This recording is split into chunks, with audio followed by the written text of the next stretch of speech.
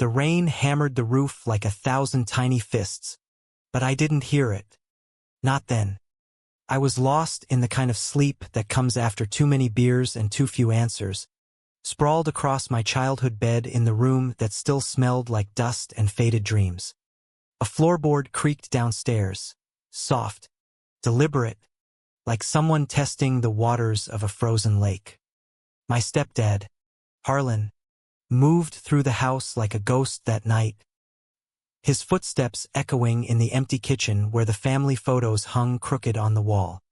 By morning, the note was there on the counter, ink smudged from the storm's humidity. "I can't pretend anymore, Alex. Your father. He was the love of my life. Forgive me." And just like that, the man I'd called Dad for 15 years had vanished, leaving behind a truth sharper than any knife. I stared at the note until the words blurred, the coffee in my mug going cold on the granite countertop. Harlan's handwriting, those neat, slanted letters he'd used to sign my report cards and scrawl grocery lists, now felt like a stranger's scrawl, a confession ripped from some hidden corner of his soul. The house in Elmwood, Ohio, that we'd called home since Mom married him when I was 8, suddenly felt too big, too hollow. Rain streaked the windows like tears we hadn't shed yet. Mom was still asleep upstairs, her shifts at the hospital running her ragged. I crumpled the note in my fist, my heart pounding a rhythm that matched the thunder rolling out over the cornfields. Harlan, big, broad-shouldered Harlan with his flannel shirts and easy laugh, had always been the rock. The guy who taught me to throw a curveball, who grilled burgers on the 4th of July while fireworks lit up the sky like falling stars. And now this, a love letter to my dead father? No, not just any love. The love of my life. The words twisted in my gut like barbed wire. I grabbed my keys and bolted out the door, the screen slamming behind me. The old Ford pickup Harlan had handed down to me when I turned 18 rumbled to life, and I peeled out of the driveway, gravel spitting under the tires. Elmwood was a speck on the map, the kind of Midwest town where everyone knew your business before you did. But right then, I needed air that didn't reek of secrets. The drive took me to Lake Erie's edge, where the waves crashed against the rocky shore like they were angry at the world.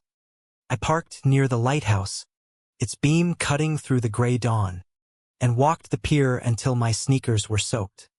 My phone buzzed, Mom, probably waking up to an empty house. I ignored it. What could I say? "Hey, Ma." Turns out stepdad was in love with Dad. Like, romantically in love. Past the pancakes. Real dad, had died when I was 7. Car accident on I-75. Slick roads after a snowstorm. He'd been the quiet type, a high school history teacher with wire-rimmed glasses and a stack of dog-eared novels by his bedside. Mom always said they were soulmates, the kind of couple who finished each other's sentences. But now, Harlan's note painted a different picture. Had Dad known? Had they hidden it all? This tangled web of affection that blurred the lines between friendship and something more?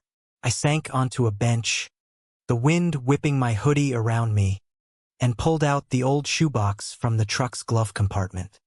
It was the one thing I'd kept from Dad's stuff: photos, ticket stubs from Reds games, a faded letter he'd written me about becoming a man. Flipping through, one image stopped me cold. Dad and Harlan, arms slung around each other at a bonfire party, both grinning like idiots under a sky full of stars. They looked close, too close for just buddies. Harlan's hand on Dad's shoulder, fingers lingering just a beat too long. My phone buzzed again, this time a text from Jake, my best friend since kindergarten.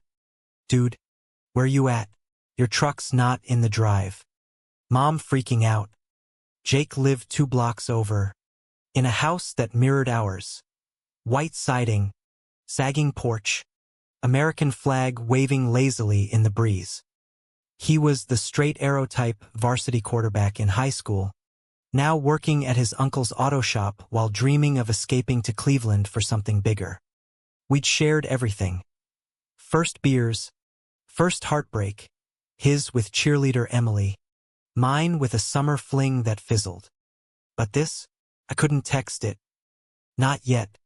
By the time I dragged myself home, Mom was in the kitchen, her nurse's scrubs half-buttoned, eyes red-rimmed. Alex, what the hell? Harlan's gone. His truck, his clothes, everything. He left a note, but her voice cracked, and she thrust a crumpled paper at me. It was the same one, but hers had more details about guilt, about loving her but never fully, about the night Dad died when Harlan had held him in the hospital, whispering promises he couldn't keep. We sat at the table, the silence thicker than the oatmeal she tried to push on me. Mom's hands trembled as she stirred her tea. I knew they were close. Honey. Best friends since college at Ohio State. When your dad. After the accident, Harlan was the one who stayed. Helped with the funeral, the bills. He proposed 6 months later, like he was trying to glue the pieces back together. She looked at me, searching my face. Do you think? I nodded, throat tight. The note says Dad was the love of his life. The words hung there, raw and American as apple pie gone sour. A story of quiet longing in a town that preached family values from every pulpit. That afternoon, Jake showed up unannounced, toolbox in hand like he was there to fix a leaky faucet instead of my shattered world. Spill it, man, he said, cracking open a couple of Cokes from the fridge. We ended up on the back porch, the swing creaking under our weight, watching storm clouds gather over the flat horizon. I told him everything, the note burning a hole in my pocket as I read it aloud. Jake listened, his usual cocky grin fading into something softer, more uncertain. Holy shit, Alex. That's heavy. Like soap opera heavy. He ran a hand through his blonde buzz cut, eyes fixed on the yard where Harlan's old grill still sat, rusting. You okay? Was I? The question echoed like a skipped stone on the lake. Part of me wanted to punch something, the unfairness of it, how secrets could fester for decades in a place like Elmwood, where the biggest scandal was old Mrs. Hargrove's affair with the mailman. But another part, it stirred something deeper, a curiosity I'd buried under layers of denial. I'd always felt different. The way my eyes lingered on the guys in the locker room, the crushes on actors in those indie films Dad used to rent. But in a town where fag was still a casual slur tossed around the bleachers, I'd locked it down tight. Jake clapped a hand on my shoulder, warm and steady. Hey, whatever this unlocks for you, for all of us, we'll figure it. That's what bros do. His touch lingered a second too long, and I felt a spark, electric and terrifying. Was it the grief talking, or something I'd ignored all along? As dusk fell, Mom called from inside. Dinner, takeout Chinese because none of us could face cooking. We ate in silence. The fortune cookies our only oracle. Mine read, "A hidden truth will set you free." I cracked it in half, the plastic slip mocking me. Free, or just alone? That night, sleep came fitful, haunted by dreams of bonfires and whispered confessions. Harlan was out there somewhere, maybe driving west toward the Rockies, chasing ghosts. And me, I was just beginning to chase my own. The days blurred into a gray haze after Harlan left, Elmwood closing ranks around us like a well-meaning but suffocating quilt. Neighbors dropped off casseroles, tuna noodle from the Larsons, green bean bake from the Wilsons. Each dish accompanied by sympathetic pats and whispers about that poor family.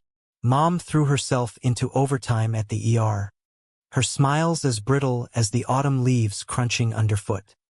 I pretended to job hunt, scrolling Indeed for anything that'd get me out of this house. But mostly I drove. Aimless loops around the county. Radio blasting Springsteen anthems about broken highways and lost loves. Jake became my anchor, showing up every evening with greasy burgers from Dairy Queen or six-packs of whatever was cheap at the corner store.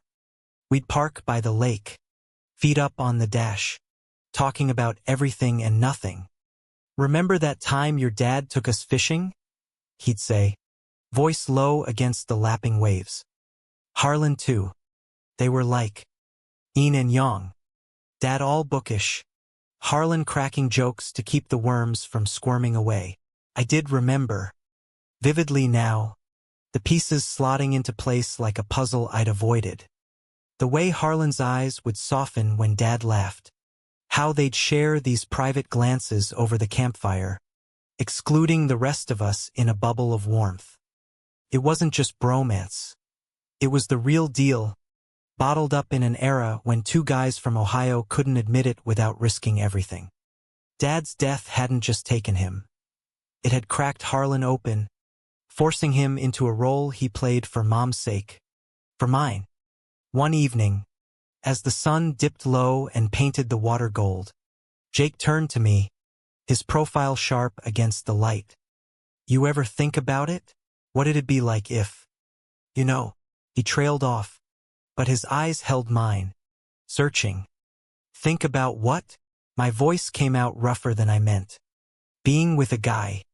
Like, for real." He shrugged, but there was no casualness in it. Jake, who dated half the girls in our class, who high-fived me after every home run. The air in the truck thickened, charged like the storm brewing offshore.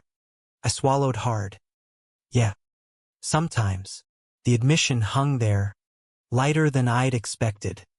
And then, because the truth was spilling out like floodwater, more than sometimes, he nodded, slow, like he'd been waiting for it. "Me too, Alex. Shit, especially lately. With you." His hand found mine on the gearshift, tentative at first, then firm. Calluses from wrenching engines rough against my palm. My pulse raced, a mix of fear and fire low in my belly. We didn't move, didn't speak, just sat there as the first raindrops pattered the windshield. It was the closest I'd come to feeling alive since the note. But Elmwood had its claws in deep. The next day, at the auto shop, whispers followed me like exhaust fumes. Uncle Ray, Jake's boss, clapped me on the back too hard. "Heard about your stepdad, kid. Tough break. Running off like that. Folks say he was always a bit off." The word landed like a slur, and I bit back a retort, grabbing a rag to wipe down a carburetor instead. Off. As if loving a man made you defective, like a faulty spark plug.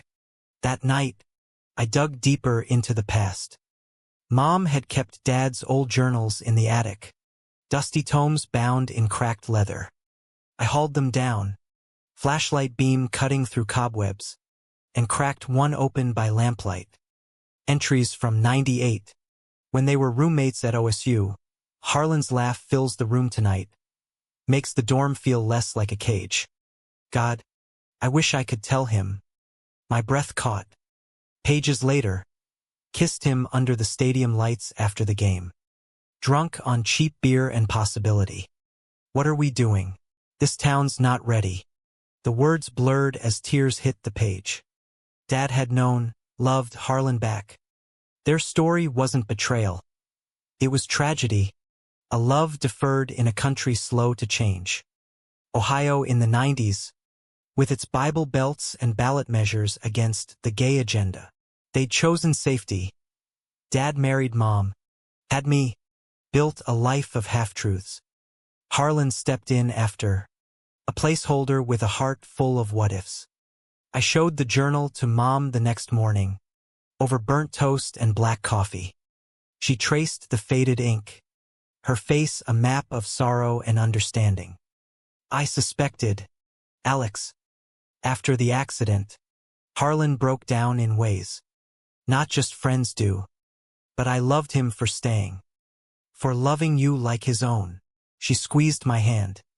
And now, we let him go. Find his peace. But peace felt miles away when Jake and I finally crossed that line. It happened on a Friday. After a high school football game we'd crashed for old time's sake. The bleachers alive with cheers, the air crisp with bonfire smoke. We slipped away to the empty field, the goalposts looming like sentinels under the floodlights. His kiss was urgent, tasting of popcorn and relief, hands framing my face as if I might vanish. Mine tangled in his jacket, pulling him closer, the world narrowing to the heat between us. We broke apart gasping, foreheads pressed together. This is real, right? Jake murmured, voice husky. Real as it gets, I whispered back. For the first time, the ache in my chest eased, replaced by something tender, blooming. But secrets in small towns don't stay buried. By Monday, rumors swirled. Harlan's lifestyle, tainting us all. Jake's sudden distance from the guys at the shop raising eyebrows. Uncle Ray pulled him aside, voice booming through the open bay door. You messing around with that Ramirez kid? The one whose family's all. You know, Jake denied it, but the damage was done, tension crackling like a live wire. That betrayal stung, not from Ray, but from the town itself, the invisible walls closing in. Jake and I met in secret after that, stolen moments in his truck or my attic, whispers turning to laughter, touches mapping uncharted territory. He talked about leaving, maybe Chicago, where the streets pulsed with possibility, rainbows in the crosswalks. Come with me, he'd say, tracing circles on my knee. We could start over. Be us. I wanted to. God, I did. But roots ran deep. Mom's weary smiles. The house that held our ghosts. And Harlan? I traced his credit card to a motel in Toledo. Too chicken to call. What if he rejected me? The son who looked so much like the man he'd lost? The conflict built like thunderheads. One night, after a heated makeout that left us breathless on my bed, Jake's phone lit up. Emily, his ex, texting about catching up. He showed me, laughing it off. But doubt wormed in. Was this just rebellion for him? A phase in the wake of my family's implosion? Promise me, I said, voice small in the dark. Promise what? That this isn't pity. That it's you and me. For real. His eyes searched mine. Then he kissed me slow. Deliberate. All in. Alex. Swear on my life. But life has a way of testing oaths. And mine was about to shatter. Winter clamped down on Elmwood like a vice. Snow blanketing the fields in a deceptive peace. Jake and I navigated our new rhythm with the caution of thieves. Texts coded in emojis. Meetups under cover of night. It was exhilarating, this secret world we carved out. His hand in mine during drives to Cleveland for indie band shows, where crowds surged with unapologetic color. Lazy Sundays in his apartment above the shop, binging old VHS tapes of Top Gun while debating if Maverick was as closeted as he seemed. But the cracks showed. Mom noticed my distractions, the way I'd zone out over dinner, fork midway to my mouth. You're glowing, honey, she said one night, her smile tentative. Someone special? I froze, chopsticks hovering over lo mein. Honesty warred with fear. What if she saw echoes of Harlan's hidden heart in mine? It's Jake, I blurted finally, the name a lifeline tossed into choppy waters. Her eyes widened, then softened, a tear tracing her cheek. The Jake? Our Jake, she laughed, soft and knowing. I always wondered.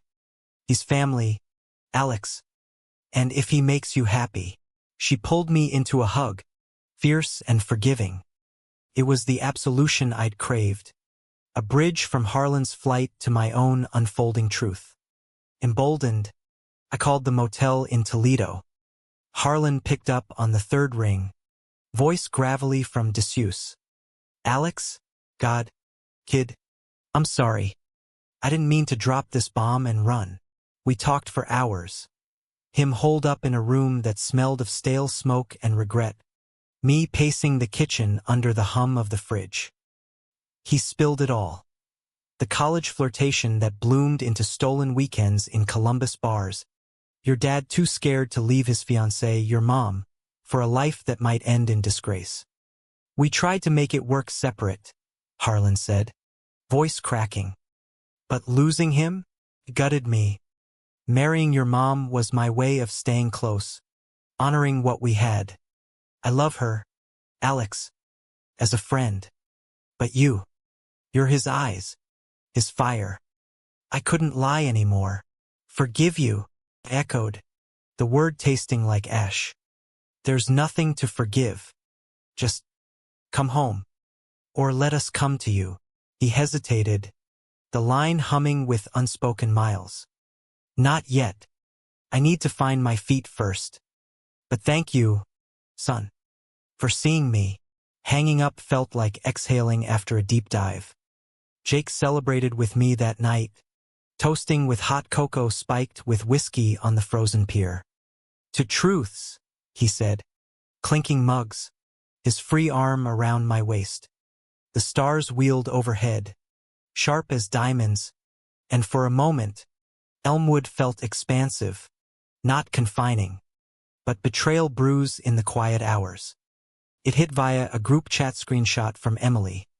Jake at a bar in Sandusky the week before, arm around her, laughing like old times. Missed you, babe, the caption read, time-stamped after one of our nights. My stomach dropped, the phone slipping from numb fingers. I confronted him at the shop, oil stains on his jeans, wrench in hand. What the hell, Jake? You said you were done with her. He straightened, face paling. It was nothing, Alex. She showed up, hammered, talking about old times. I walked her home. That's it. With your arm around her, texting hearts. The words lashed out, sharper than intended. Around us, tools clattered as Uncle Ray pretended not to eavesdrop. Jake stepped closer, voice low. You're blowing this up because you're scared. Of us, of what it means here. His eyes flashed hurt, accusation. Maybe you're the one running, like Harlan. The comparison stung, a knife to the ribs. Don't you dare. This isn't about family bombshells, it's about trust. I stormed out, snow swirling like confetti in a funeral parade, the betrayal a cold weight in my chest. Days passed in radio silence, Elmwood's winter grip mirroring my isolation. Mom tried bridging, inviting Jake for pot roast, but he begged off with work excuses. I threw myself into odd jobs, shoveling driveways, stocking shelves at the Piggly Wiggly, anything to numb the ache. Nights brought dreams of fractured families, Dad and Harlan dancing in shadows, Jake's face morphing into Emily's mocking smile.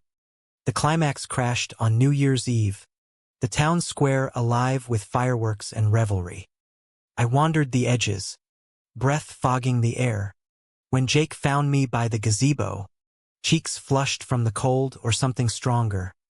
We need to talk, he slurred, grabbing my sleeve. Not here, but he pulled me into the alley behind the diner. The muffled cheers a distant roar. I'm sorry, he started, words tumbling. Emily. It was stupid. A weak moment. Panicked. Alex. Uncle Ray's been on me about straightening up, the shop's clients whispering. I thought faking it would buy time, till we could leave. Faking it, the fury boiled over, hot and unyielding. You betrayed me, us for what? To keep your grease monkey cred. I shoved him back, the impact echoing off brick walls. He stumbled, eyes wide with shock, then narrowing in anger. You think this is easy for me? Loving you in a town that'd tar and feather us? I did it to protect what we have.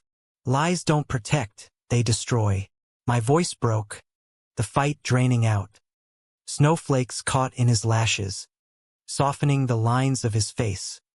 I can't do half measures, Jake. Not after everything. He reached for me, desperate. Please.